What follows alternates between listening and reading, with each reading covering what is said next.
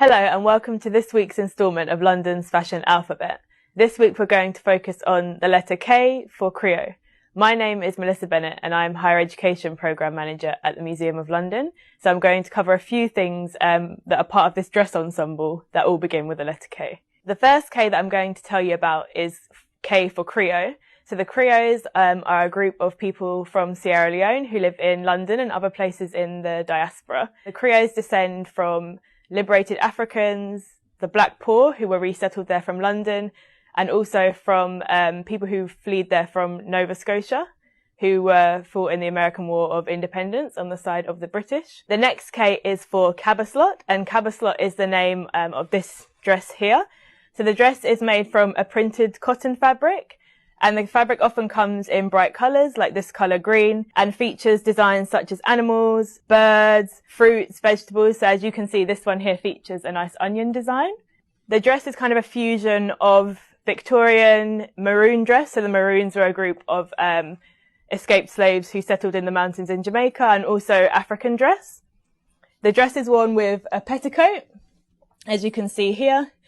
And in the past, the number of layers in the petticoat used to demonstrate how wealthy you are. So this one, unfortunately, only has one layer, so our poor mannequin isn't very wealthy. The Cabaslot dress is the name for this full-length piece, but there's also a shorter dress, which is known as the print dress, which kind of comes up to knee level normally.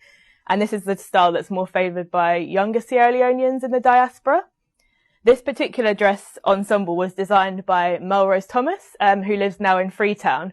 And she lent it to a family member for display in an exhibition that's currently up in our London Sugar and Slavery Gallery. So this type of ensemble would be worn more by older women, so older Krio women in Sierra Leone, London and the rest of the diaspora, or also to more formal events like weddings and christenings, rather than the short print dress that I just mentioned. The third K that I'll mention is Kotoku, and of course no Krio dress ensemble is complete without its matching bag. And this drawstring bag is usually made in the same fabric as the dress, so there's a complete match. And it's used to hold all sorts of accessories that you might need at your event or occasion, or just during everyday life. The fourth and final K that I'm going to talk about are these carpet slippers.